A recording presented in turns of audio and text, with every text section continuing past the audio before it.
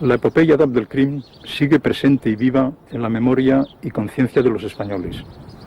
Su lucha heroica contra los ejércitos invasores de su país, en nombre de unos principios avalados hoy por la comunidad internacional de naciones, sacudió a la opinión pública mundial y le convirtió en una figura ejemplar cuya aureola no se ha borrado aún.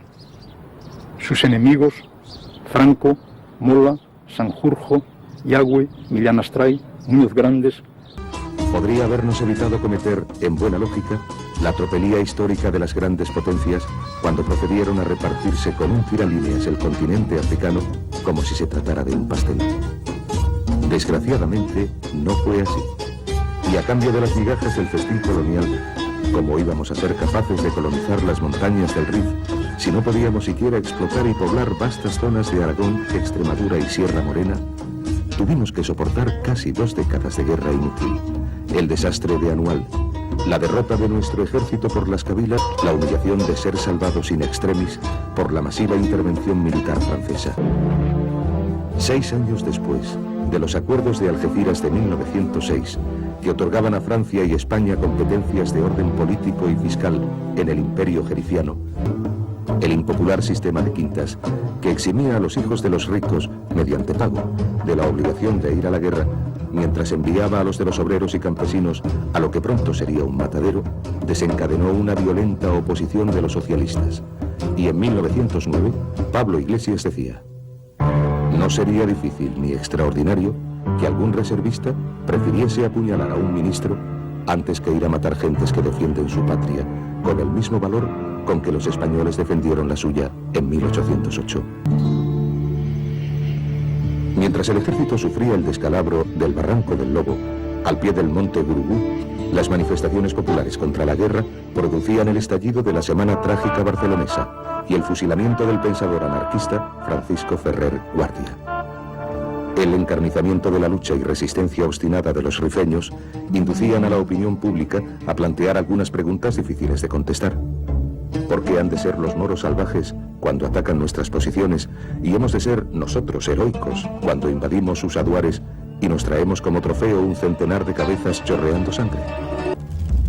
En 1911, el jerife rifeño Mohamed Amecián predica el yihad contra los invasores cuando estos avanzan en dirección al río Kert.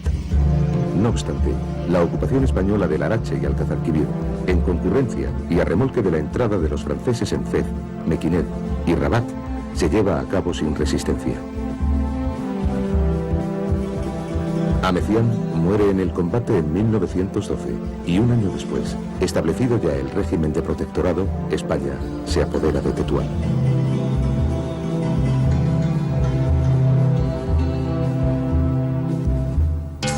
Ahmed el Raisú, el gran señor feudal de la Yebala, había facilitado la penetración del ejército al mando del entonces coronel Silvestre en las Kabilas de la zona atlántica, pero pronto surgieron desavenencias entre ambos por cuestiones de competencia y prestigio. En una célebre entrevista con Silvestre, el Raisuni le había puesto en guardia: tú y yo formamos la tempestad. Tú eres el viento furioso, yo el mar tranquilo. Tú llegas y soplas irritado, y me agito, me revuelvo, estallo en espuma. Ya tienes ahí la borrasca. Pero entre tú y yo hay una diferencia, que yo, como el mar, jamás me salgo de mi sitio, y tú, como el viento, jamás estás en el tuyo. En un continuo tira y afloja con Raisuni. En 1920, al ocupar el puesto de comandante general de Melilla, Silvestre decide reactivar el frente oriental aprovechando el hambre y la miseria de las Kabilas después de varios años de sequía. Su visita a Lucemas para entrevistarse con los notables rifeños se convierte en un ultimátum, pese a los deseos de paz de sus interlocutores. Poco después, desatendiendo a las advertencias del nuevo jefe de la importante kabila de los Beni Urriagel, las tropas españolas cruzan el río Amecrán.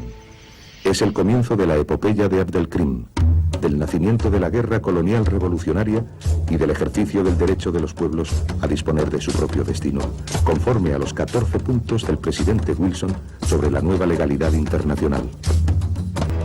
Su carrera en la administración hispana parece prometedora, pero las sospechas de las autoridades militares sobre sus ideas políticas se ven confirmadas en 1915 en el curso de un interrogatorio en el que proclama su fe en la grandeza del pueblo musulmán y la independencia del Rif no ocupado, así como su oposición al protectorado francés impuesto a Marruecos.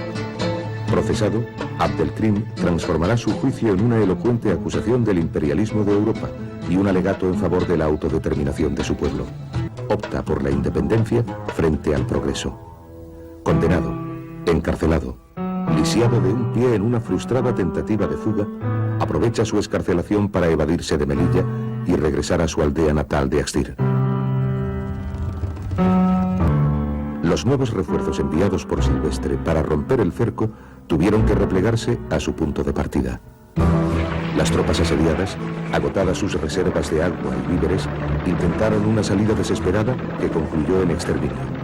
Solo 11 hombres pudieron alcanzar el puesto de mando del ejército en Anual.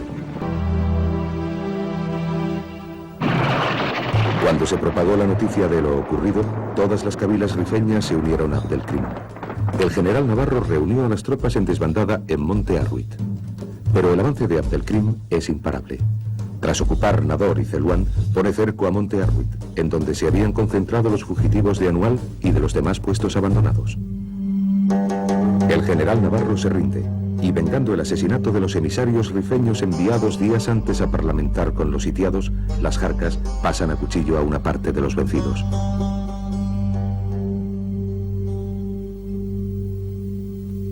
Junto a centenares de presos, Abdelkrim ha capturado 100 y pico de cañones, 300 ametralladoras, miles de fusiles, así como camiones, coches y material de transmisiones con los que modernizará sus Jarcas. 3.000 rifeños mal armados han derrotado a un ejército colonial de 10.000 hombres. El Rif ha sido liberado y los colonialistas permanecen encerrados en su viejo bastión de Melilla.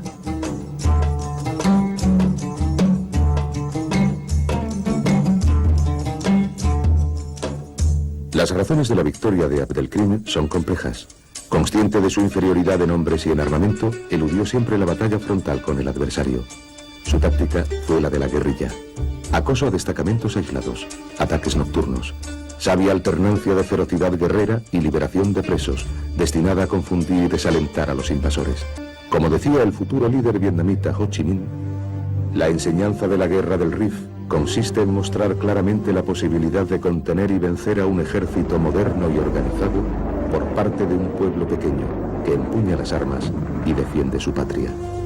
Los rifeños tienen el mérito de dar esta lección al mundo entero. Simultáneamente a estas tácticas, empleadas después con éxito por los argelinos, vietnamitas y afganos en sus luchas de liberación nacional, Abdelkrim introdujo en el sistema tribal y anárquico de las Jarcas innovaciones y técnicas modernas. Los soldados llevaban consigo alimentos para 8 días. Eran instruidos en el manejo de las armas recién capturadas, adoctrinados respecto a su misión patriótica y liberadora. Abdelkrim adquirió un centro de escucha y transmisión de radio. Estableció una red de comunicación telefónica en los territorios bajo su dominio.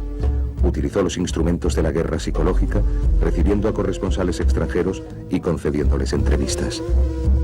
Su mayor desventaja fue la falta cruel de hospitales y médicos. Los heridos y lisiados rifeños eran atendidos por curanderos locales, y solo al adueñarse de Schauen pudo disponer del material médico de su hospital, abandonado en su huida por los españoles.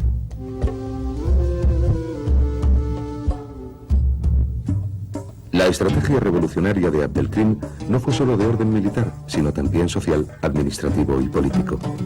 La asamblea que proclamó la independencia del Rif y su reconocimiento como amir de las cabilas estableció un marco jurídico constitucional basado en la participación de aquellas, con sus shiur y caídes de toda la zona liberada. La sede del órgano supremo de gobierno en Axtir se llamaba Mahkama, y de él dependían otras 4 sedes de gobierno administrativo militar, encargadas asimismo de la aplicación de la justicia conforme a la Sharia. El Estado rifeño estaba dotado de un poder ejecutivo ejercido por un consejo de ministros y de un poder legislativo, el de la Yemá. Abdelkrim suprimió la costumbre tribal de resolver los conflictos familiares mediante venganzas que diezmaban a la población de las cabilas. Hizo demoler las torrecillas o bastiones construidas junto a cada casa para disparar contra el clan enemigo. Prohibió el porte de armas con munición fuera de los campos de operación militar.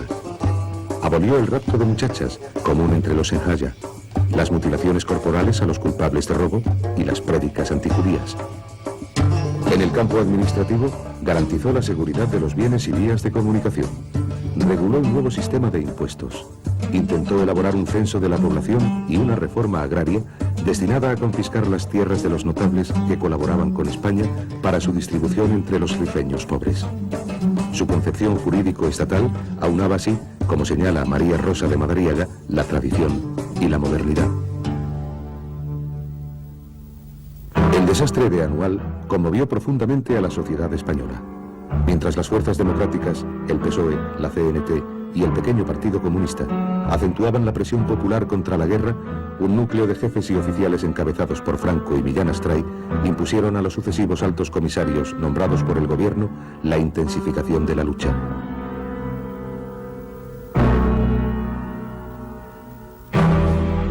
En septiembre de 1921, una contraofensiva española hasta Monte Arruit permite descubrir a nuestros soldados, dice Miguel Martín, el desolador espectáculo de unas ruinas cubiertas de sangre reseca, cadáveres mutilados, restos putrefactos de compatriotas, víctimas de una guerra tan cruel como injusta. Ni el bombardeo naval de Astir, ni la batalla de Titsi Atza consiguen hacer mella en el dispositivo militar rifeño. Las diversas conversaciones indirectas entre el gobierno español y el Amir no dan resultado ante la negativa de Abdelkrim a someterse a la autoridad del Jalifa nombrado por España. Con la toma del poder por el general Primo de Rivera, las posibilidades de una paz negociada parecen reales. El jefe del directorio militar, conocido por su oposición a la aventura colonial africana, ha admitido ante un corresponsal extranjero: Abdelkrim nos ha derrotado. Posee las ventajas inmensas del terreno y del fanatismo de sus seguidores. Nuestras tropas se hallan agotadas por una guerra que ha durado años. No ven por qué tienen que luchar y morir por un pedazo de territorio sin valor alguno. Conforme a sus convicciones, inicia conversaciones secretas con el líder independentista y le propone la autonomía del Amalato rifeño. Pero desde su posición de fuerza, aquel se niega a entrar en su juego contemporizador y rehúsa la oferta. Cuando Primo de Rivera visita Melilla, la acogida hostil de los oficiales del Tercio y el brindis amenazador de Franco le obligan a dar marcha atrás.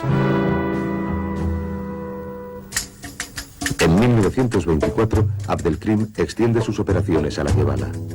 Las cabilas de la zona, dependientes hasta entonces del Raisuni, se unen a su vez a la lucha independentista y con su ayuda corta la carretera de Tánger a Tetuán, aísla a Larache y pone cerco a Saúl.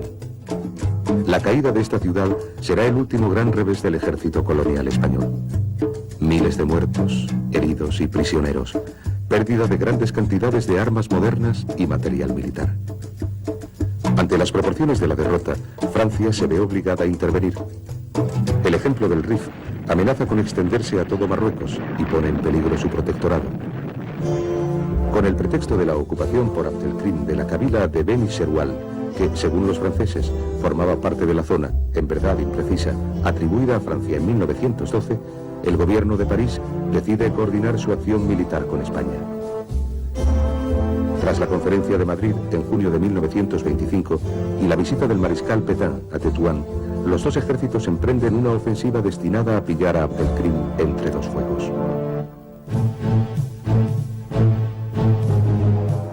El desembarco victorioso en la bahía de Alhucemas el 8 de septiembre constituye el elemento decisivo en la última fase de la guerra. Mientras los españoles, con el apoyo aéreo francés, ocupan Axtir e incendian la casa natal de Si Mohamed, los franceses recuperan las zonas perdidas entre Taza y Fez durante el ataque por sorpresa de los rifeños. En otoño de 1925, los aliados han reunido un ejército de 280.000 hombres apoyados por tanques, una poderosa artillería y 44 escuadrillas de aviación. La ofensiva de Pétain se inicia con una serie masiva de bombardeos aéreos destinados a aterrorizar a la población. Según las propias fuentes militares francesas, la Escadrille Chérifienne realizaba un promedio de 410 misiones diarias. Las naciones civilizadas, dice con amargura el jefe rifeño, vienen a civilizar con aviadores. Matan a seres indefensos y los matan impunemente. Literalmente anegado por dos ejércitos bien pertrechados, Abdelkrim tuvo que rendirse a los franceses el 27 de mayo de 1926 y fue desterrado a la isla de la Reunión, en donde permaneció 21 años hasta su evasión a Egipto y continuación de su lucha por otros medios en favor de un Magreb. El discurso anticolonialista de Abdelkrim, que invocaba unos derechos reconocidos hoy en la Carta de las Naciones Unidas, era en su época lúcido y premonitorio. En una carta abierta a las naciones civilizadas, el Amir del Rif escribía: ya es la hora de que Europa, que ha proclamado en el siglo XX su voluntad de defender la civilización y elevar a la humanidad, haga pasar estos nobles principios de la teoría a la práctica. De que se alce a defender a los humillados contra los agresores y de que sostenga, frente a los poderosos, el derecho de los débiles, cuyo sentido tradicional de dignidad no puede conducirles de no mediar un socorro exterior, sino a un final ineluctable, la autodestrucción.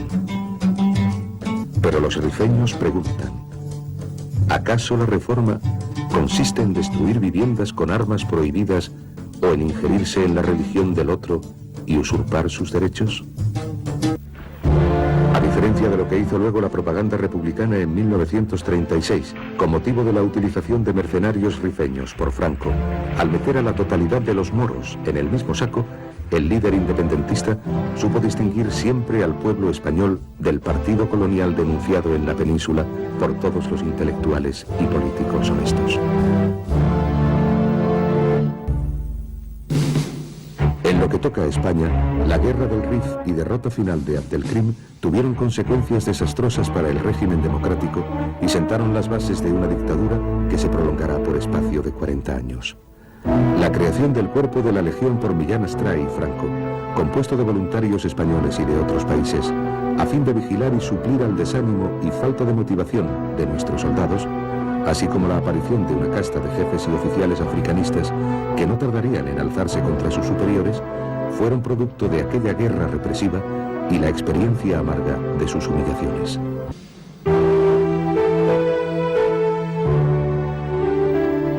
A la matanza de rifeños, durante y después de la guerra, seguiría la de los propios españoles. Ninguna ilustración mejor del axioma, conforme al cual no será jamás libre el pueblo que, por una u otra razón, consienta en oprimir y aplastar la libertad de otro pueblo.